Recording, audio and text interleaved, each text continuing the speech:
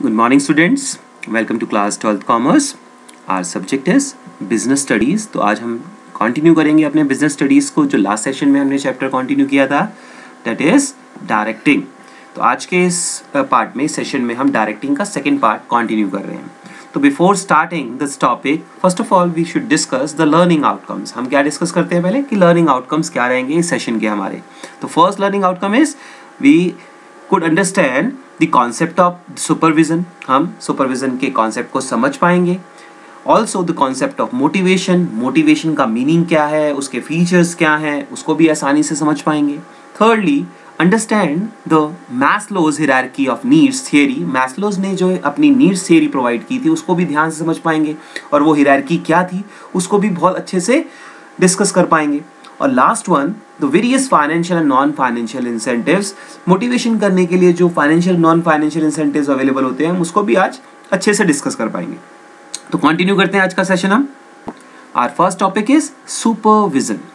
तो सुपरविजन क्या होता है? Supervision means instructing, guiding, monitoring the employees while they are performing their jobs. हम अपने एम्प्लॉइज को काम करते वक्त जब इंस्ट्रक्शन दे रहे होते हैं, जो गाइड कर रहे होते हैं या मॉनिटर कर रहे होते हैं, जब वो काम कर रहे होते हैं, बेसिकली इसी को हम क्या बोलते हैं? सुपरविजन. तो सुपरविजन हमें दिख रहा है किन वर्ड से मिलके बना हुआ है? सुपर से एंड विजन से. यहाँ पर सुपर का मतलब क्या है? Over and above. Super means over and above, whereas vision का मतलब क्या होता है? सीइंग, यानी देखना, यानी ऊपर से देखना. यहाँ पे ऊपर का मतलब ये है कि जब एम्प्लॉइज काम कर रहे होते हैं तो मैनेजर उन्हें काम करते वक्त यदि देखता है और उनको उस तरीके से इंस्ट्रक्ट या गाइड करता है जिससे कि वो काम को और अच्छे मैनर में कर पाए, तो यही कहलाता है क्या? सुपरविजन. तो सुपरविजन का मतलब क्या हो गया? Supervising the employees while they are performing the job, जब वो काम कर रहे होते हैं.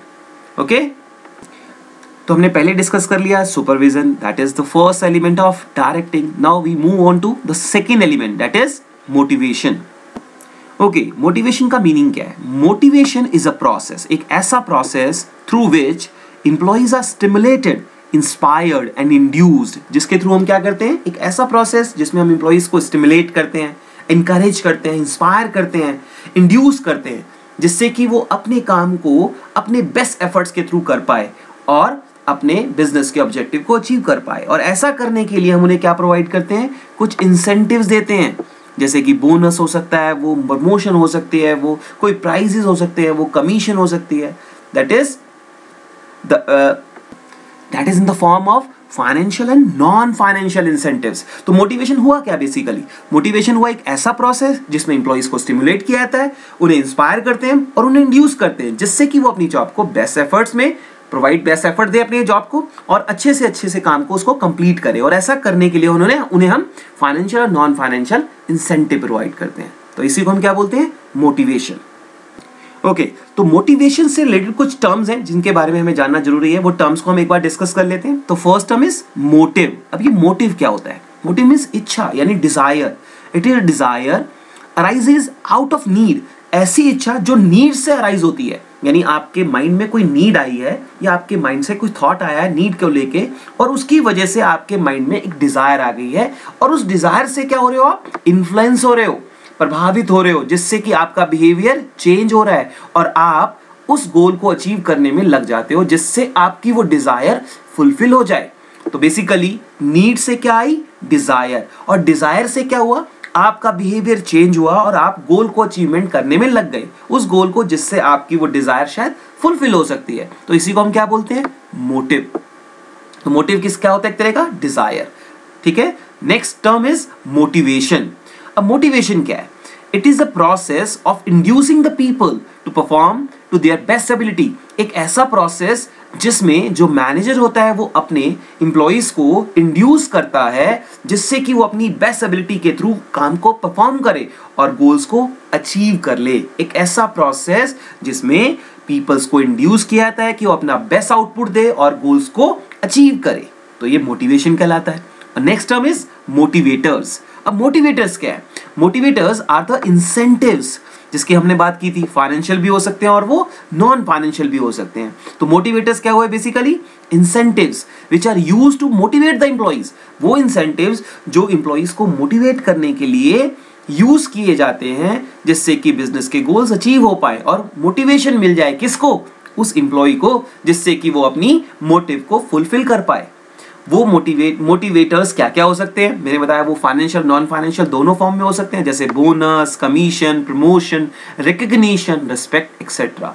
तो these are the 3 terms associated with the term motivation. Basically तीनों को इंटरलेट कर दिया हमने, पहला मोटिव हो गया, सेकेंडली मोटिवेशन हो गया और थर्ड मोटिवेटर्स।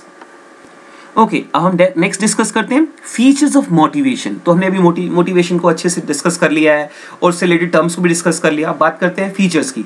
तो first feature is it is a internal feeling. ये इंटरनल फीलिंग है, ये आपके बिहेवियर में चेंज होता है, जिसकी वजह से क्या करते हो आप, which influences the behaviour of employees, जिसकी वजह से आपका बिहेवियर चेंज हो जाता है, क्योंकि आपके माइंड में एक थॉट आया कि भाई मुझे इस नीड को फुलफिल करना है, और वो डिजायर आई जिसकी वजह से मोटिव क्रिएट हुआ, और मोटिव क्रिएट होने की वजह से मोटिवेशन आपकी फीलिंग में आ गया और आपने अपने बिहेवियर को चेंज कर दिया। ठीक है, तो next feature is it is goal oriented behaviour. एक ऐसा बिहेवियरल चेंज आता है आपके अंदर जिससे कि आप अपने गोल को अचीव करने में लग जाते हैं, और उस गोल को अचीव करने का मेन पर्पस क्या होता है आपका, अपनी डिजायर को, अपनी नीड को फुलफिल करना, जो आपका मोटिव था। Okay, third, it can be positive and negative. ये पॉजिटिव भी हो सकता है और नेगेटिव भी हो सकता है मोटिवेशन। पॉजिटिव कैसे, पॉजिटिव मीन्स जैसे इंक्रीज इन पे, आपकी सैलरी बढ़ जाए, आपकी प्रमोशन हो जाए, आपको कमीशन मिल जाए। These are some examples of positive motivation. ये पॉजिटिव मोटिवेशन है, जैसे कि आपको मैनेजर बोल रहा है भाई आपकी हम सैलरी बढ़ा देंगे यदि आपने इतनी आउटपुट प्रोड्यूस कर दी, तो आपको कमीशन इतनी मिल जाएगी यदि आपने ये टारगेट पूरा कर लिया। तो these are some of the example of positive motivation. Whereas negative motivation क्या होती है, जिसमें आप रिवर्स ऑर्डर में काम करते हो, उस काम को करने से आपको पनिशमेंट मिल सकती है। जैसे एग्जांपल के लिए आपको बोला गया है कि भाई ये एरिया प्रमोशन, ये एरिया जो होगा वो नो स्मोकिंग एरिया है, यदि इस एरिया में आप स्मोकिंग करेंगे तो पनिशमेंट मिलेगी। तो ये किस तरह का मोटिवेशन हुआ कि आपने यदि ऐसा काम किया तो आपको उसके बदले में मोटिवेशन के फॉर्म में क्या मिलने वाला है, पनिशमेंट। तो ये किसका एग्जांपल हुआ, नेगेटिव मोटिवेशन का। तो नेगेटिव मोटिवेशन के एग्जांपल और क्या क्या हो सकते हैं, जैसे पनिशमेंट मिल सकती है आपको, सेकंड आपका इंक्रीमेंट रुक सकता है, आपका डिमोशन हो सकता है, किसी और जगह ट्रांसफर किया जा सकता है जहां पर शायद उतना आपको अच्छा एनवायरनमेंट ना मिले। These are some of the example of negative motivation. और लास्ट फीचर जो है हमारी वो क्या है, it is a complex process, because different kinds of motivators are used to satisfy different kinds of people. अलग अलग लोगों के लिए अलग अलग तरीके से हम मोटिवेशन को प्लान करते हैं। जैसे कई बार आप देखते हैं कि घरों के अंदर हम बच्चों से काम कराने के लिए उनको बोलते हैं कि भाई आपको हम टॉफी लेके देंगे, हम आपको चॉकलेट लेके देंगे, या आपको इस टाइम नेक्स्ट वॉच, नेक्स्ट इस यदि आप ऐसा परफॉर्म करोगे, ये रैंक लेके आओगे क्लास में तो आपको हम साइकिल लेके दे देंगे। These are some example of complex motivators which are used to satisfy different kinds of people, जो हम यूज करते हैं। तो ये सब हमने क्या डिस्कस कर लिए, फीचर्स ऑफ मोटिवेशन। ओके, तो हमारा नेक्स्ट टॉपिक जो है वो है Maslow's need hierarchy of motivation. अब ये है क्या थ्योरी, मैस्लोज ने क्या किया था, अपनी एक थ्योरी प्रोवाइड की जो कि पूरी की पूरी बेस्ड थी किसके ऊपर, ह्यूमन नीड्स पर। उसने क्या बोला कि भाई हर ह्यूमन को अपनी कुछ नीड्स होती हैं जो फुलफिल करनी होती हैं, और उसने क्या किया, अब उस नीड्स को कैटेगराइज कर दिया, उसकी एक हायरार्की बना दी, उसका एक ऑर्डर फिक्स कर दिया कि भैया ये ऑर्डर में हम अपनी नीड्स को फुलफिल करते हैं। और वो ऑर्डर क्या रखा उसने पहले प्लेस पे रखा अपनी फर्स्ट नीड को, जो कि क्या थी, बेसिक नीड्स, जिसको हम फिजियोलॉजिकल नीड्स भी बोलते हैं।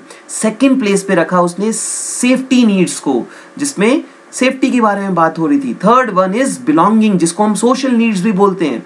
और फोर्थ वन इज ईगो, जिसको हम एस्टीम नीड्स भी बोलते हैं। और लास्ट पोजीशन पे उसने रखा self actualisation need, self actualisation need, जो उसने टॉप पोजीशन पे रखी। उसने बोला कि ये हायरार्की होती है हमारी ह्यूमन नीड्स की। यदि सबसे पहले ह्यूमन क्या करता है, अपनी पहली नीड को, जिसको हम फिजियोलॉजिकल नीड्स बोलते हैं, उसको फुलफिल करता है, फिर सेकेंडली सेफ्टी को, फिर सोशल को, फिर एस्टीम को, फिर सेल्फ एक्चुअलाइजेशन को, जिसके बारे में हम वन बाय वन अब स्टडी करेंगे।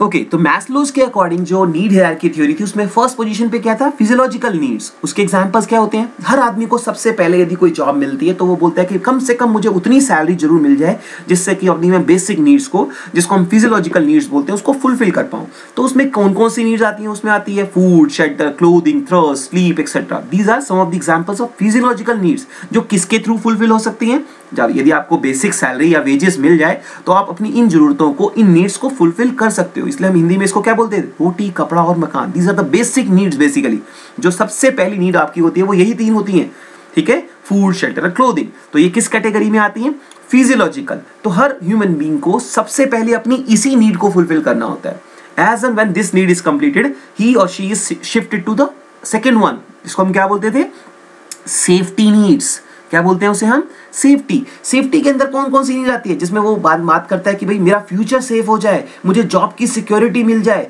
इस तरीके से काम करो जिससे कि फ्यूचर में मुझे ट्रबल ना आए। उसके एग्जांपल्स क्या क्या हो सकते हैं सेफ्टी नीड्स के, जैसे फिजिकल सिक्योरिटी, जॉब की सिक्योरिटी। ऐसे कब मिल सकती है, यदि आपको अच्छी पेंशन प्लान ऑफर किया जाए, आपको काम करते समय वर्किंग कंडीशन अच्छी मिल जाए, इससे आपकी फिजिकल सेफ्टी हो जाएगी, और पेंशन अच्छी मिल जाए तो आपकी जॉब सिक्योरिटी हो जाएगी, फ्यूचर में आपको इकोनॉमिकली किसी पर डिपेंड नहीं रहना पड़ेगा। तो these are the examples of safety needs. यदि आपकी पहली नीड, जिसको हमने फिजियोलॉजिकल नीड्स बोला था, वो फुलफिल हो गई, और उसके बाद आपकी सेकंड नीड, सेकंड लेवल पे जो थी, जिसको हम सेफ्टी नीड्स बोलते हैं, वो भी फुलफिल हो गई, तो आप थर्ड लेवल पे पहुंच जाते हैं, जिसको हम क्या बोलते हैं, सोशल नीड्स। ओके, तो सोशल नीड्स क्या होती है? सोशल नीड जैसे सोसाइटी से जो आपका रिलेशनशिप है वो कैसा है। यदि आपको सोसाइटी में अच्छा रेस्पेक्ट मिलता है, आपके साथ लव किया जाता है, बिलोंगिंगनेस की फीलिंग आती है, फ्रेंडशिप वाला रिलेशनशिप है, ऐसा आप चाहते हो कि आपकी सब रिस्पेक्ट भी करें, इस तरीके से आपको जाने और आपके साथ अच्छा व्यवहार करें, तो ये नीड्स किस कैटेगरी में आती है, हमारी सोशल नीड्स में। इसकी फुलफिलमेंट कैसे हो सकती है, through cordial relationship with colleagues. आपके कलीग्स के साथ रिलेशनशिप है वो अच्छे हों, तो आपकी ये नीड्स भी फुलफिल हो जाती है। यानी आपने पहले फिजियोलॉजिकल नीड्स को फुलफिल कर लिया, फिर सेकेंडली आपने सेफ्टी नीड्स को फुलफिल कर लिया, और थर्डली आपने अपनी सोशल नीड्स को भी फुलफिल कर लिया, तो आप अपनी नेक्स्ट नीड पे पहुंचे, जिसको हम एस्टीम नीड्स भी बोलते हैं, और या ईगो नीड्स भी बोल जाते हैं। तो एस्टीम नीड्स क्या होती है, यहां पर आप चाहते हो कि हर आदमी आपकी रेस्पेक्ट करे, आपको रिकॉग्नाइज करे। तो ऐसा करने के लिए आपको अच्छी पोजीशन पे पहुंचना पड़ेगा, जिससे आपको रेस्पेक्ट मिल जाएगी, आप एक डेजिग्नेशन पे पहुंच जाते हैं, जहां पर आपको एक टाइटल मिल जाता है, तो ये आपकी इस नीड को भी फुलफिल कर देता है। जहां आपको रिकॉग्नाइज किया जाए अच्छे नाम से, सर मैडम के नाम से बुलाया, आपके अंदर में कुछ लोग काम कर रहे हो, तो ये कौन सी नीड कहलाती है, एस्टीम नीड्स। तो ये फोर्थ लेवल पे थी। अब फिफ्थ लेवल जो टॉप लेवल है हमारा नीड्स का, वो है सेल्फ एक्चुअलाइजेशन नीड। ये वो नीड है जिसके बारे में आप अपने ड्रीम में सोचते हैं कि आप ये बनना चाहते हैं, आप ऐसा करूंगा, मैं ऐसा करूंगा। यदि आपने वो नीड जो आप ड्रीम करते थे जिसके बारे में कि मैं ऐसा बनना चाहता हूं, और वो नीड भी आप अचीव कर लेते हो, तो इसका मतलब आपने अपनी मैक्सिमम जो टॉप मोस्ट लेवल की नीड थी उसको भी अचीव कर लिया, और इसी को हम क्या बोलते हैं, सेल्फ एक्चुअलाइजेशन नीड्स। तो मैस्लोज ने ह्यूमन नीड्स को इन्हीं 5 कैटेगरीज में डिवाइड किया था, जिसमें से फर्स्ट कैटेगरी थी फिजियोलॉजिकल नीड्स, सेकंड थी सेफ्टी नीड्स, थर्ड थी सोशल नीड्स, फोर्थ थी एस्टीम नीड्स, और फिफ्थ पोजीशन भी थी सेल्फ एक्चुअलाइजेशन नीड। ओके, तो इन्हीं नीड्स को जो मैस्लोज ने प्रोवाइड की थी, हम इस टेबल के थ्रू भी इजीली समझ सकते हैं, जिसमें आपको ये नीड्स दे रखी हैं। यहाँ पर टॉप जो दिख रहा है, सबसे टॉप पोजीशन पे हमारी कौन सी दिख रही है, फिजियोलॉजिकल, जो बेसिक नीड्स थी। अब मैंने इसको रिवर्स ऑर्डर में लिख दिया, तो पहले नंबर पे physiological, safety need, safety and security, third पर सोशल नीड, फोर्थ पर एस्टीम नीड, और लास्ट वन जो टॉप पोजीशन पे है वो सेल्फ एक्चुअलाइजेशन नीड। तो वन बाय वन हम इनको अचीव करते हैं, और कैसे करते हैं और ये कैसे अराइज होती है ये समझते हैं एक बार दोबारा से। तो पहली नीड कौन सी है, फिजियोलॉजिकल नीड, जिसमें आपको किसकी जरूरत पड़ती है, ये एग्जाम्पल्स हैं इसके, जिसमें आपको फूड, क्लोथिंग और शेल्टर की जरूरत है। ये कैसे फुलफिल होगी, यदि आपकी ऑर्गेनाइजेशन आपको मिनिमम या बेसिक सैलरी प्रोवाइड कर दे। यदि आपको मिनिमम बेसिक सैलरी मिल जाएगी तो आपकी ये नीड आपकी इन जरूरतों को पूरी कर देगी। सेकेंड लेवल पर यदि आपने फिजियोलॉजिकल नीड आपकी पूरी हो गई, तो हम सेकेंड लेवल पे आते हैं, जिसको हम क्या बोलते हैं, सेफ्टी एंड सिक्योरिटी नीड। तो यहाँ पर आपको सेफ्टी एंड सिक्योरिटी के लिए क्या क्या एग्जांपल्स हो सकते हैं, तो आपकी सेफ्टी एंड सिक्योरिटी के लिए आपको अच्छी सेविंग हो जानी चाहिए, आपकी फिजिकल सेफ्टी हो, यानी आपको अच्छा इन्वायरमेंट मिले, और थर्ड वन आपकी इकोनॉमिक सेफ्टी हो, यानी आपके पास अच्छे पैसे हो, जिससे कि आप अपने आराम से फ्यूचर को स्टेबल कर पाएं। तो ऐसा करने के लिए ऑर्गेनाइजेशन क्या क्या मेजर ले सकती है, इसको कैसे इस नीड को कैसे फुलफिल कर सकती है, उसके लिए आपको जॉब कंफर्मेशन मिलना चाहिए, आपको फ्यूचर में रिटायरमेंट बेनिफिट स्कीम मिल सकते हैं, जैसे प्रोविडेंट फंड के पैसे, पेंशन स्कीम मिल जाए, इससे आपका क्या होगा, फ्यूचर सेफ हो जाएगा इकोनॉमिकली। और यदि आपको अच्छा वर्किंग कंडीशन मिल जाए तो आपकी फिजिकल सेफ्टी भी हो जाएगी। तो ये किसके तरफ से मेजर्स हुए, ऑर्गेनाइजेशन की तरफ से, जिससे आपकी ये safety and security need fulfil हो गई। जैसे ये नीड फुलफिल हुई तो हम थर्ड लेवल पे पहुंचे, इसका नाम था सोशल नीड। सोशल नीड्स में आपको क्या चाहिए, लव, अफेक्शन चाहिए, फ्रेंडशिप चाहिए। ऐसा करने के लिए ऑर्गेनाइजेशन क्या मेजर कर सकती है, वो कुछ इनफॉर्मल ऑर्गेनाइजेशन बना सकती है और आपके बीच में कॉर्डियल रिलेशंस क्रिएट कर सकती है। जैसे कई बार आप देखते हो कि ऑर्गेनाइजेशन के अंदर अलग अलग कैंपेन होते हैं, वो अलग लेवल पर इनफॉर्मल ग्रुप्स बना देती है, आपके डिफरेंट मैचेस करवा सकती है, वो क्रिकेट मैच हो सकता है, कुछ अलग तरीके की गेम्स ऑर्गेनाइज कर सकती है, और इससे क्या होता है, आपके रिलेशनशिप जो होते हैं आपके कलीग्स के साथ वो और अच्छे और डेवलप होते जाते हैं। तो आपकी ये नीड भी, सोशल नीड जो थी लव, अफेक्शन और फ्रेंडशिप की, ये भी फुलफिल हो जाती है। और हम फोर्थ लेवल पे पहुंचते हैं, दैट इज एस्टीम नीड, जिसको हम ईगो नीड्स भी बोलते हैं। तो यहाँ पर आपको चाहिए होता है, आपका स्टेटस होना चाहिए, आपको रिकॉग्नाइज किया जाए, ठीक है, आपको लोग समझें, आपको रेस्पेक्ट करें। तो ये आपकी नीड कौन सी होती है, एस्टीम नीड। और ये नीड कैसे फुलफिल हो सकती है, यदि आपको अच्छी पोजीशन पे प्रमोशन मिल जाए, आपको स्पेशल स्टेटस मिल जाए, आपको एक टाइटल मिल जाए, तो इससे आपकी ये एस्टीम नीड्स भी फुलफिल हो जाएगी और आप अपने लास्ट लेवल पर जो टॉप लेवल की आपकी नीड थी, जिसको हम सेल्फ एक्चुअलाइजेशन नीड बोलते हैं, जिसके बारे में आपने ड्रीम में सोचा था कि मैं ऐसा बनना चाहता हूं या बनना चाहती हूं, यदि आप उस टारगेट को उसको भी अचीव कर लेते हैं, उस नीड को भी फुलफिल कर लेते हैं, तो आप इस नीड को भी इसका मतलब कवर कर पाए। और ये लास्ट नीड होती है जो आदमी अपने बारे में ड्रीम में सोचता है कि मैं ऐसा बनना चाहता हूं। तो इसका मतलब ऐसा कब होगा जब आप ये अचीव कर पाएंगे, जब आपने वो गोल अचीव कर लिया जिसके लिए आपने सोचा था। जैसे एग्जांपल के लिए बोल लेते हैं कि आपने कोई कंपनी में एज एक लोअर एग्जीक्यूटिव के फॉर्म में ज्वाइन किया था और आपका जो एम था, जो ड्रीम था, वो था उसके सीईओ की पोजीशन पे पहुंचना, और finally after 20 years of hard work आपने वो ड्रीम अचीव कर लिया। तो इसका मतलब है आपने वो नीड को भी फुलफिल कर लिया जो आपने सोची थी, जिसको हम बोलते हैं सेल्फ एक्चुअलाइजेशन नीड, जो टॉप पोजीशन पे थी आपकी। तो ये थी मैस्लोस की नीड हायरार्की थ्योरी, जिसमें हमने नीड को 5 कैटेगरीज में डिवाइड किया। First is physiological, second safety and security, third social needs, fourth is esteem needs और last one is self actualisation need. तो हम आगे कंटिन्यू करते हैं। नीड के बाद आपको याद होगा नीड से क्या राइज हुआ था, हमारा मोटिव से मोटिवेशन आया था, और मोटिवेशन लाने के लिए हमने कुछ मोटिवेटर्स का यूज किया था, जिसको हम क्या बोलते थे, इंसेंटिव्स। तो अब हम वही डिस्कस करने जा रहे हैं।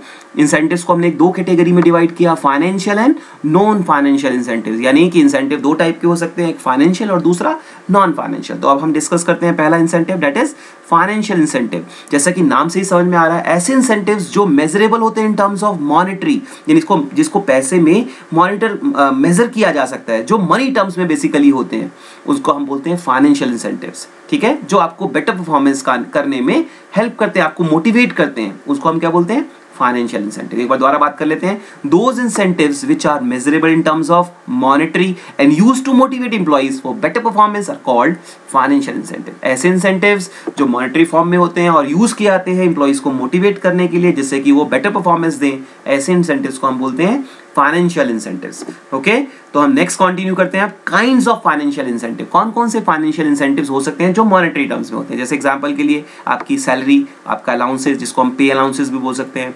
आपको कई बार होता है कि सैलरी लिंक होती है आपकी इंसेंटिव्स के साथ, जैसे आप कितना प्रोडक्शन कर रहे हो, कितनी आउटपुट प्रोड्यूस कर रहे हो, यदि आपको उसी के हिसाब से वेजेस दी जाए तो उसको बोलते हैं प्रोडक्टिविटी लिंक्ड वेज इंसेंटिव। जैसे आप 5 यूनिट प्रोड्यूस करोगे तो इतने पैसे मिलेंगे, यदि आप 10 यूनिट बनाओगे इसके तो इतने पैसे मिलेंगे। तो ये भी एक फाइनेंशियल इंसेंटिव है, इससे आपको इंकरेजमेंट मिलती है, मोटिवेशन मिलता है कि आप ज़्यादा से ज़्यादा आउटपुट प्रोड्यूस करें।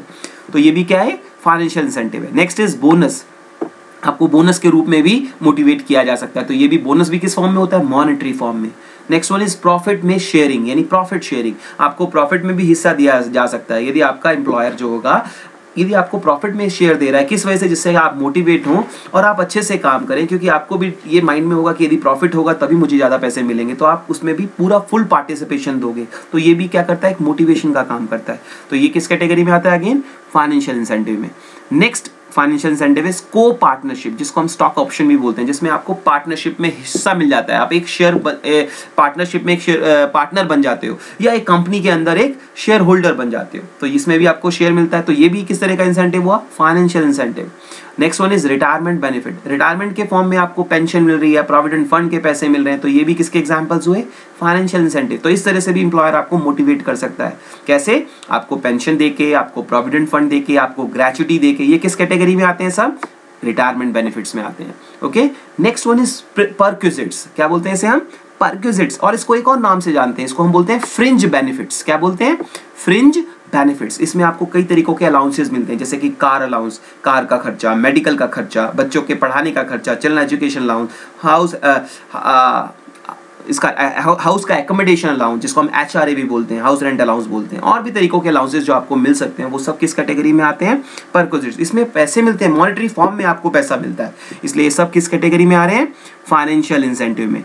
नेक्स्ट पे मूव करते हैं अब हम non financial incentives. Non financial incentives कौन से होते हैं, okay, non financial incentives are those incentives which provides physiological, जिसको हम साइकोलॉजिकल एंड इमोशनल सेटिस्फेक्शन मिलती है, जिससे हमें ऐसे इंसेंटिव्स जिससे साइकोलॉजिकल और इमोशनल सेटिस्फेक्शन मिले in place of monetary incentive, यानी आपको यहाँ पैसा नहीं मिल रहा बट आपको इमोशनल सेटिस्फेक्शन मिल रही है, साइकोलॉजिकल सेटिस्फेक्शन मिल रही है। तो ऐसे सभी इंसेंटिव्स को हम किस कैटेगरी में डालते हैं, नॉन फाइनेंशियल में। जैसे आपकी प्रमोशन हो गई, भाई आप पहले एक यूडीसी के फॉर्म में थे, क्लर्क थे, और आप अब एक मैनेजर बन चुके हो, तो इससे आपको प्रमोशन मिल चुकी है। यहाँ पर बेशक से आपकी सैलरी ना मिले, बट आपका एक डेजिग्नेशन बढ़ चुका है, प्रमोशन मिल चुकी है, तो ये आपको एक इमोशनल सेटिस्फेक्शन देगा कि भाई हाँ, मेरा भी एक टाइटल मिल चुका है और आपकी एक नीड फुलफिल हो रही है। यहाँ पर याद है ना आपको, जो हमने डिस्कस की थी पहले भी, ये किस कैटेगरी में आता है हमारा इंसेंटिव? Non financial. ओके, तो इसके हम कुछ और एग्जांपल डिस्कस कर लेते हैं। जैसे पहला है status.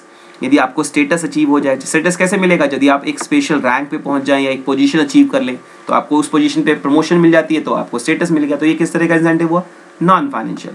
Second one, organisational climate, जिसको हम वर्किंग कंडीशन भी बोलते हैं। आपको अच्छी वर्किंग कंडीशन मिलेगी तो आप उसमें खुश होकर काम करोगे। यदि मान लीजिए आपको ऐसा इन्वायरमेंट मिल गया जहाँ पर बहुत ही प्रॉब्लमेटिक एरिया है, जहाँ पे काम करना आपके लिए डिफिकल्ट हो रहा है और आपकी हेल्थ भी खराब हो रही है, तो आप शायद वहाँ पे काम करना भी ना पसंद करें। और यदि एक ऐसा इन्वायरमेंट मिल गया जहाँ पे बहुत ही अच्छा इन्वायरमेंट मिला है, वर्किंग कंडीशन बहुत अच्छी है, तो शायद आप अपने आउटपुट जो आपकी कैपेसिटी थी उससे भी अच्छा परफॉर्म करें। तो ये भी किस तरह के इंसेंटिव में आ गया? फिर non financial. Okay, third one is career advancement opportunity. ऐसी ऑप्शंस जहां पर आपको एडवांसमेंट, अपने करियर को एडवांस करने के लिए, प्रमोशन करने के लिए अपॉर्चुनिटी मिलती रहती है हायर लेवल पे जाने के लिए। तो इस तरह की यदि आपको ऑप्शन मिल रही है तो ये भी किस कैटेगरी में आ रहा है? Non financial. ऐसा कैसे हो सकता है? जैसे मान लीजिए आपकी परफॉर्मेंस के ऊपर जज करके आपके एम्प्लॉयर ने, आपके मैनेजर ने आप में से 10 लोगों में से जो आपके लेवल पे काम करे, 2 लोगों को चुन लिया क्योंकि आप अच्छा काम कर रहे थे। तो ये एक तरह का किस तरह का काम हुआ? Non financial. तो आपके माइंड में भी रहेगा, पहले से आपको बताया गया था कि भाई आप 10 में से 2 लोगों को जो बेस्ट काम करेंगे हम नेक्स्ट लेवल पे ट्रेनिंग के लिए भेजेंगे। सपोज ऐसा ऑप्शन रखा उन्होंने, जिससे कि आप जो यदि आप लोअर पोजीशन पे थे, आप उससे नेक्स्ट पोजीशन पे पहुंच सकते हो। तो यदि ऐसी ऑप्शन मिलेगी और आपको पता है कि ऐसा ऑप्शन मिल सकता है फ्यूचर में, तो आप अपनी आउटपुट अच्छे से परफॉर्म करोगे, अपना बेस्ट आउटपुट दोगे। इसको भी हम किस कैटेगरी में रखते हैं? नॉन फाइनेंशियल, क्योंकि आपको अपॉर्चुनिटी मिल रही है आगे काम करने के लिए। ओके, नेक्स्ट पे आते हैं हम। Next is employees recognition programme. इसमें हम एम्प्लॉइज को रिकॉग्नाइज करते हैं उसकी परफॉर्मेंस के ऊपर बेस करके। आपने देखा होगा कई रेस्टोरेंट्स हैं, वहां पर उनकी परफॉर्मेंस को अलग अलग तरीकों से जजमेंट किया जाता है। जैसे आपने देखा होगा एम्प्लॉइज ऑफ द वीक ऐसे करके एक नोटिस बोर्ड लगा होता है और उसमें हम हर हफ्ते एम्प्लॉइज को रिकॉग्नाइज करते हैं। जो पूरे वीक में जिसने सबसे अच्छा परफॉर्म किया उसकी फोटो लगा देते हैं। कई बार उन्हें कई बार उनको एक बैच लगा के दे देते हैं उनके ऊपर, या उनको एक टी शर्ट दे देते हैं, या कॉम्प्लीमेंट्री कुछ भी गिफ्ट कर देते हैं, या एक सर्टिफिकेट प्रोवाइड कर देते हैं। ये किस तरह की कैटेगरी में आता है? ये सब आते हैं एम्प्लॉइज के रिकॉग्निशन प्रोग्राम्स में। तो ये एक अच्छा तरीका है। यहाँ पर हम मॉनेटरी बेनिफिट नहीं दे रहे हैं अपने एम्प्लॉइज को, क्या कर रहे हैं? उनको रिकॉग्नाइज कर रहे हैं डिफरेंट वे में, उनको कॉन्ग्रेचुलेट करके इन फ्रंट ऑफ ऑल, सबके सामने बुला के हमने उसको रिकॉग्नाइज किया कि देखो इस बार इस हफ्ते का सबसे अच्छा परफॉर्मर जो रहा वो mister miss so and so रहा। सेकेंडली उनको डिस्प्ले बोर्ड पे उनका फोटो लगा दिया कि भाई ये सबसे बेस्ट परफॉर्मर था इस वीक का। नेक्स्ट वन, उनको कोई सर्टिफिकेट प्रोवाइड कर दिया, या हमने कॉम्प्लीमेंट्री कोई गिफ्ट प्रोवाइड कर दिया, मे बी टी शर्ट और वट एवर एल्स, कुछ भी हो सकता है वो, या रिवॉर्ड पे कुछ भी और दे दिया। तो इस तरीके की यदि रिकॉग्निशन की जाती है तो ये किस कैटेगरी में आती है? अगेन नॉन मॉनेटरी में आती है। इसको हम क्या बोलते हैं? Employees recognition programme. Okay, next example जो हमारा वो है जॉब सिक्योरिटी। जॉब सिक्योरिटी भी किस कैटेगरी में आती है? नॉन फाइनेंशियल में। ये कैसे कर सकते हैं? By ensuring stability. उन्हें स्टेबिलिटी देके कि भाई आपको इतनी सैलरी मिलेगी, यदि आप इतने टाइम तक तो आप काम करोगे और इस एज के बाद आपको इतनी पेंशन मिलती रहेगी। तो आपके माइंड में उतनी इनकम के बारे में सिक्योरिटी होती है, स्टेबिलिटी रहती है कि भाई इतना तो मैं कमा ही लूंगा, और आप अपने अच्छे से अच्छी अपनी बेस्ट आउटपुट देते हो उस काम को करते समय। आपके माइंड में हेजिटेशन नहीं होती कि आपको कभी भी निकाला जा सकता है। यदि ये नीड भी फुलफिल होती है तो ये भी किस कैटेगरी में आती है? अगेन जॉब सिक्योरिटी किस कैटेगरी में आती है? नॉन फाइनेंशियल इंसेंटिव में। ओके, तो नेक्स्ट पे हम शिफ्ट करते हैं, दैट इज एम्प्लॉइज पार्टिसिपेशन। ये भी एक बहुत बड़ा एग्जांपल है नॉन फाइनेंशियल इंसेंटिव का।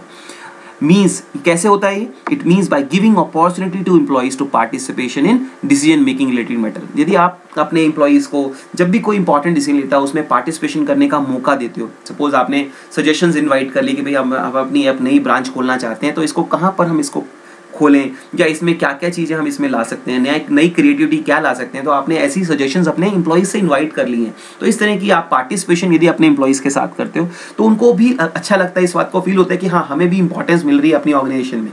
तो वो भी इस बात को लेके एक मोरल अप हो जाता है, उनका कॉन्फिडेंस बढ़ जाता है, और वो और ग्रेटर जील्स के साथ काम करते हैं और अपना बेस्ट आउटपुट देते हैं। तो ये भी किस कैटेगरी में आया? ये इंसेंटिव किस कैटेगरी में आया? अगेन ये भी आया नॉन फाइनेंशियल इंसेंटिव में। अब हम लास्ट की तरफ शिफ्ट करते हैं। लास्ट हमारा जो इंसेंटिव है नॉन फाइनेंशियल वो है एम्प्लॉइज एम्पावरमेंट।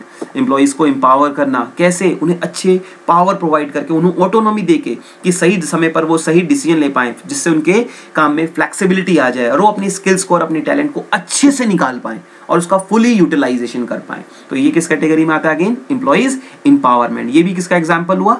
नॉन फाइनेंशियल का।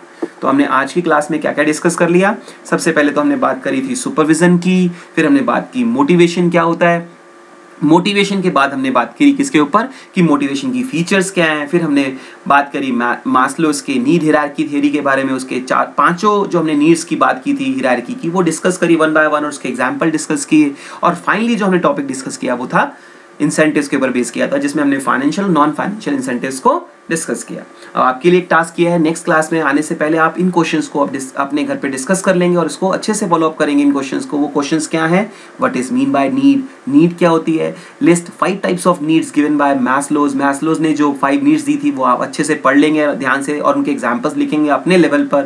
Third one, explain the assumptions of theory given by Maslow's. Maslow's ने जो जो अजम्पशंस दी थी वो डिस्कस कर लेंगे, अपने लेवल पे बात कर लेंगे, और उसके अलावा give some examples from your daily life. अपनी डेली लाइफ से कुछ बात करके लाएंगे जिसमें आप हायरार्की की बात करेंगे, जिसमें आप पांचों नीड्स के कुछ अपनी डेली लाइफ में देखेंगे एग्जांपल्स क्या क्या थे और वो डिस्कस कर लेंगे। Before going to close this session, मैं इसको क्लोज करने से पहले आपके साथ एक बार एक टॉपिक जो हमारा रह गया था वो डिस्कस कर लेता हूं, जो कि क्या है? assumptions। ओके, assumptions जो थी हमारी मैस्लोज की वो थी peoples behaviour is based on their needs. People का जो होता है, लोगों का जो बिहेवियर होता है वो किस पे बेस्ड होता है? उनकी नीड्स पर। जैसे उनकी नीड्स जो होती है उसके हिसाब से वो काम करते हैं। Satisfaction of such need influences their behaviour. जैसे उनकी नीड वो फुलफिल होगी वो उस पर्टिकुलर काम को छोड़ के दूसरी नीड की तरफ शिफ्ट कर जाते हैं। People needs are in hierarchical order. हर आदमी की जो नीड होती है उसका एक हायरार्की होती है, उसका एक ऑर्डर होता है। जैसे आप देखते हैं कि भैया आप अपने घर में भी अपने लिए कुछ ऑर्डर बना के रखा है कि भाई पहले मैं अपने लिए ये खरीदूंगा, फिर अपने लिए घर खरीदूंगा, फिर अपने लिए गाड़ी खरीदूंगा, और इस ऑर्डर को आपने फुलफिल करते हुए आते हैं। तो जैसे ही वो नीड फुलफिल होती है तो आपके लिए आपकी एक नई नीड अराइज हो जाती है, यानी आपकी जरूरतें जो हैं वो उसी हिसाब से आप पूरी करते हुए आते हैं जैसे जिस ऑर्डर में आपने फिक्स की थी। Third one, A satisfied need can no longer motivate। यदि आपकी एक नीड फुलफिल हो चुकी है तो आप उसके लिए अब अच्छे से काम नहीं करेंगे। जैसे मान लीजिए एक बच्चे के हाथ में आपने चॉकलेट दे दी और उससे बोला कि भाई आप अब ये रैंक भी ये काम भी अच्छे से कर लेगा तो मैं तेरे को एक चॉकलेट और दे दूंगा, तो शायद वो अच्छे से मैनर में परफॉर्म ना करे क्योंकि उसको चॉकलेट तो ऑलरेडी मिल चुकी है। तो इसका मतलब ऑलरेडी जो आपने एक मोटिवेटर प्रोवाइड किया था, एक इंसेंटिव प्रोवाइड किया था, अब शायद वो फ्यूचर के लिए वो मोटिवेटर काम ना करे आपका नेक्स्ट अपने हायर लेवल की नीड को फुलफिल करने के लिए। तो आपको एक नेक्स्ट मोटिवेटर चुनना पड़ेगा, नेक्स्ट इंसेंटिव चुनना पड़ेगा, नेक्स्ट नीड अराइज करानी पड़ेगी उसके माइंड में, जिससे कि और अच्छे से काम करे वो।